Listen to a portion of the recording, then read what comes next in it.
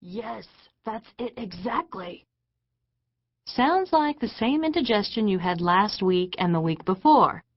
It's time to stop eating pizza, Mr. Jensen. She pulled out a prescription pad. I can give you something to help with your digestion, but you really need to work on changing your diet. Maybe I should wait here for a while. Make sure it doesn't come back. Natalie knew she should send him on his way. There was nothing physically wrong with him, and they would no doubt need the bed in the next few hours. It was Friday, after all, a perfect night for madness and mayhem. But Mr. Jensen was almost 80 years old and lived alone. He probably needed company more than medical treatment. Don't get involved, she told herself. Emergency medicine was about fixing specific problems, not getting emotionally involved with the patients. That's why she'd chosen the specialty. She was good at the quick fix, but bad at personal relationships. I can show you another trick, Mr. Jensen offered, fanning the cards with his hand. I used to be a magician, you know. A good one, too. I once worked in Las Vegas. I've never been to Vegas. And you don't believe in magic, he said with a sigh. No, I don't. He tilted his head, considering her with wise old eyes that made her nervous. When did you stop believing? I don't know what you mean. In Santa Claus and the Tooth Fairy and leprechauns? I never believed in those things. Never? Not even when you were a little girl? He asked in amazement. She opened her mouth to tell him she'd never really been a little girl when an image of herself in a long pink nightgown came into her head. She couldn't have been more than 7. Her dad had swept her up into his arms so she could hang her stocking over the fireplace, and they'd put out chocolate chip cookies for Santa Claus. It was their last Christmas together. A wave of grief hit her hard. She'd almost forgotten. And she didn't know which was worse, that she'd almost forgotten or that she'd remembered. Natalie looked down at the prescription pad in her hand and forced herself to finish writing. She ripped off the paper and handed it to him. This should do the trick. I don't think I feel well enough to leave yet, he said slowly, putting a hand to his chest. His lonely eyes pleaded with her to understand. And she did. She knew the old man lived on his own, and she knew how hard it was to be alone.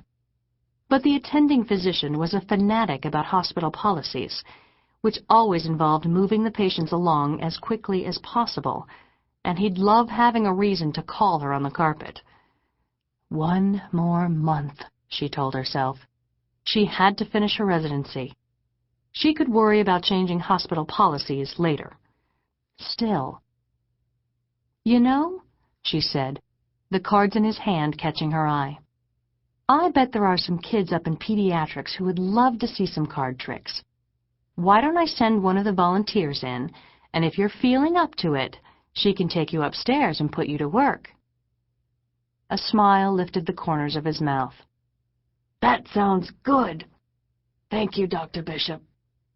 No problem. Natalie walked out of the room and down the hall, stopping at the nurse's station to drop off his chart and ask the nurse to find someone to take Mr. Jensen up to pediatrics. He worked you good, Gloria, the charge nurse, told her, a knowing glint in her experienced eyes. Natalie shrugged. It's a win-win situation. The kids will love his tricks, and he'll have someone to talk to. Maybe he can volunteer upstairs, and we'll see less of him down here. You're trying to stop the dam from breaking with your little finger. There are 100 more just like Mr. Jensen who come in here every week. Are you going to send them all to pediatrics? Only if they can do magic tricks. Do I have time for a break? She asked, checking the board on the wall. A short one, Gloria replied. You know where to find me. Natalie headed down the hall to the break room. A lone medical student, Karen Gregg, was eating a sandwich in front of the small television. She put up a hand to shush Natalie when she started to say hello. Natalie glanced at the screen, wondering what was so intriguing. It appeared to be one of those book shows, with a man seated at a desk in a bookstore, a hardcover novel displayed next to him. The title of the book was Fallen Angel, and the author was Garrett Malone, a man in his 40s, with a thick beard, studious eyeglasses, and a serious expression. She was about to turn away when she heard his voice. It was oddly familiar, or maybe it was his words that resounded in her memory. They stood at the gates of heaven, the pledges on one side of the room, the sorority sisters on the other, he read. They were beautiful young women in white dresses, rings of flowers on their heads. Their faces glowed in the light of the candles held in their hands. The hush of voices provided a beautiful harmony to the night's initiation ceremony. One girl didn't belong. She had the urge to run away, but her friends surrounded her. They were called the Fabulous Four, united since their first day as college freshmen and later as sorority pledges. One wanted to be a doctor, another a model, a third wanted a husband and children. But this one girl wasn't sure what she wanted to be. She just knew that she wanted her friends to know the real her. She wanted to stop pretending to be someone she wasn't. Only she couldn't find the courage to take off the mask, to show her true self. She was afraid they would judge her, and she was right to be afraid. Garrett Malone paused and looked directly into the camera. Natalie drew in a sharp breath, suddenly reminded of Mr. Jensen and his prediction that something bad was coming. In a few moments, they would become sisters, Malone continued. By the end of the night, one of them would be dead. Emily, Natalie whispered, shaking her head in disbelief. It was Emily's story. It was their story. They were the Fabulous Four: Madison, Laura, Emily, and herself. They'd met at college. They'd pledged together their sophomore year. But the man was reading from a novel.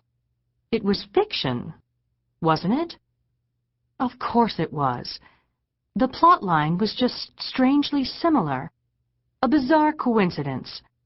It couldn't be anything more than that, could it? Is something wrong, Dr. Bishop? Karen asked. Natalie realized the woman was looking at her with alarm. What?